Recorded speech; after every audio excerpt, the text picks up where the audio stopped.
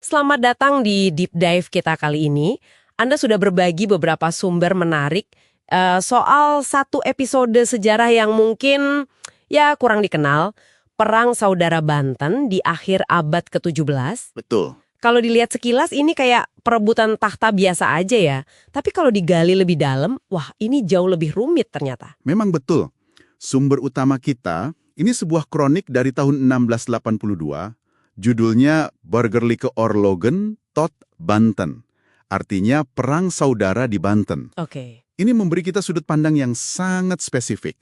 Nah, uniknya, ini ditulis oleh pejabat English East India Company, AIC, di Banten. Orang Inggris ya? Iya, tapi diterbitkannya dalam bahasa Belanda, di London pula.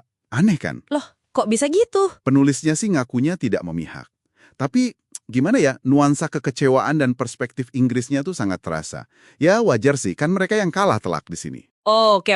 Jadi misi kita jelas ya. Kita mau bongkar nih bagaimana persaingan panas antara Inggris, EIC itu, dan Belanda, VOC, ikut bermain dalam Perang Saudara ini. Sip. Kita lihat dampaknya juga ke Kesultanan Banten. Betul. Dan gimana kekalahan EICI di sini? Secara ironis mungkin malah mendorong mereka ke arah yang ya kelak mengubah peta dunia. Mari kita mulai. Mari. Nah, pertanyaan pertama nih. Kenapa sih Banten ini jadi rebutan banget?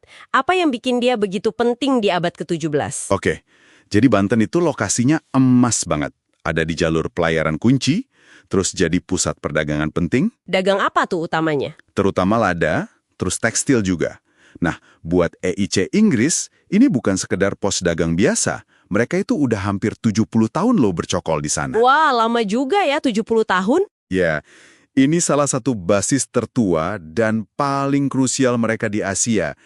Jadi kehilangan Banten itu ya pukulan gede banget buat mereka. Jadi ini panggung utama persaingan langsung EAC lawan VOC ya. Siapa dapat Banten, dia pegang kendali jalur dagang penting.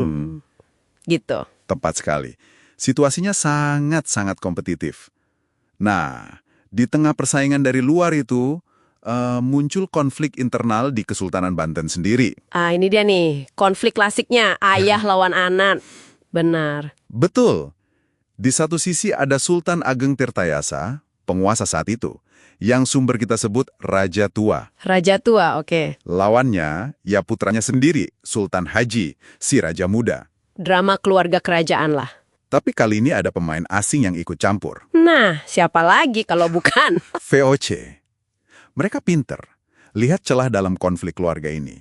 Terus secara strategis mutusin buat dukung Sultan Haji, si anak. Oh, mereka dukung anaknya. Iya. Sumber Inggris yang kita pegang ini, ya dengan jelas banget bilang Belanda itu dalang licik. Yang memanfaatkan perpecahan demi agenda utama mereka. Usir EIC dari Banten. Tapi ini kan dari sudut pandang Inggris ya, yang lagi kalah. Tentu saja, kita harus ingat itu. Ini perspektif Inggris yang lagi kecewa berat. Oke. Dari situ situasinya cepat panas ya. Bulan Maret 1682 jadi titik penting. Betul sekali. Tanggal 14 Maret, armada VOC mendaratkan pasukan. Itu dekat pos dagang atau pabrik Inggris. Pabrik ini maksudnya bukan pabrik produksi ya? Bukan. Lebih ke kantor sama gudang dagang gitu. Nah, mereka mendarat di dekat situ, terus mulai serangan besar-besaran dari laut. Waduh, posisi EIC gimana dong? Serba salah. Kejepit di tengah pertempuran sengit antara pasukan Sultan Haji yang dibantu VOC lawan pasukan Sultan Ageng. Kebayang sih kacaunya, terus gimana akhir pertempurannya? Gini, sumber kita nyatat kalau pertahanan pasukan Jawa, maksudnya pasukan Sultan Ageng, awalnya cukup kuat. Malah sempat merusak kapal Belanda. Oh iya, Tapi, ya, intervensi militer VOC akhirnya jadi penentu. Tanggal 28 Maret, pasukan Sultan Haji yang didukung VOC berhasil kuasai kota Banten. Bendera kemenangan Raja Muda pun berkibar. oke, Sultan Haji menang dibantu VOC. Terus Belanda langsung nyerbu pabrik EIC nggak? Ternyata enggak, mereka ganti taktik, cerdik juga. Sultan Haji, yang sekarang udah berkuasa kan, dia yang merintahkan Inggris pergi. Jadi pakai tangan Sultan Haji. Iya. Tapi pas EIC mau angkut barang-barang mereka, prosesnya dihambat sama Belanda. Malah muncul tuduhan aneh dari Letnan Belanda, Jacob de Roy. Tuduhan apa tuh? Katanya Inggris ngerampas perhiasan. Terus dia nuntut ganti rugi 10.000 real. Itu jumlah lumayan gede waktu itu. Baru barang boleh keluar kalau udah bayar. Weh, ini kayak ditekan secara psikologis sama ekonomi ya? Pasti. Pihak EIC jelas ngelihatnya gitu. Mereka merasa ini strategi VOC aja buat bikin mereka panik, terus kabur ninggalin aset. Licik juga ya? Akhirnya, bulan April 1682, mereka beneran terusir, terpaksa ninggalin aset yang ditaksir nilainya 22.000 keping perak Spanyol, pieces of 8 itu. Terus tutup deh pos dagang mereka setelah 70 tahun operasi. Gila, 70 tahun ditutup gitu aja? Ini benar-benar akhir sebuah era buat EIC di Banten. Betul, akhir yang pahit buat mereka. Terus mereka pindah ke Batavia, markas besar VOC.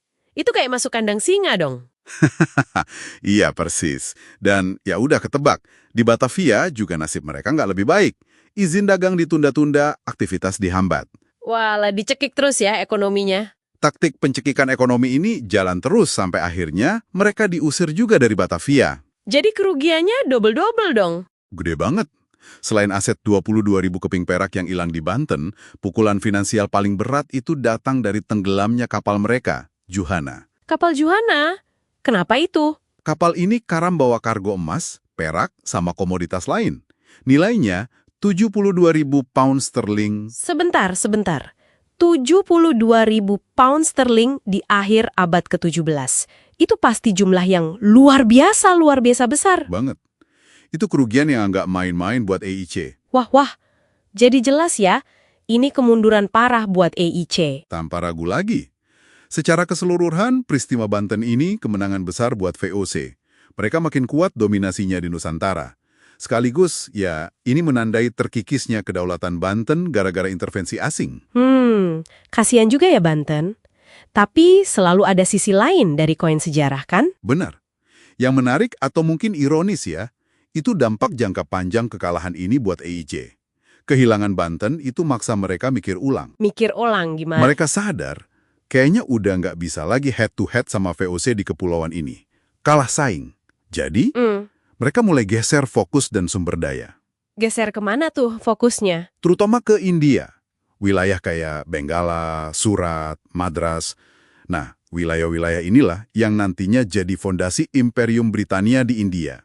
Jadi kekalahan pahit di Banten ini secara nggak langsung malah belokin arah sejarah EIC ke penguasaan India. Wah, ini benar-benar konsekuensi yang nggak kepikiran ya. Ironis kan? Iya. Jadi apa nih pelajaran penting dari deep dive kita kali ini?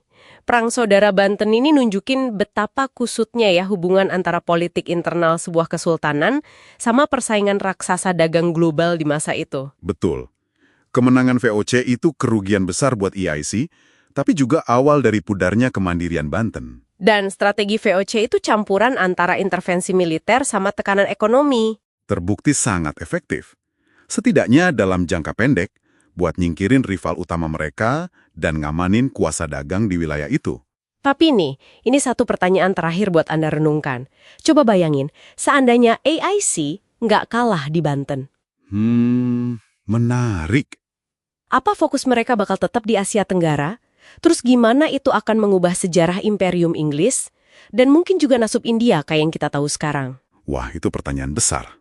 Sebuah konflik lokal di sudut dunia, tapi gaungnya bisa jadi mengubah alur sejarah global. Luar biasa.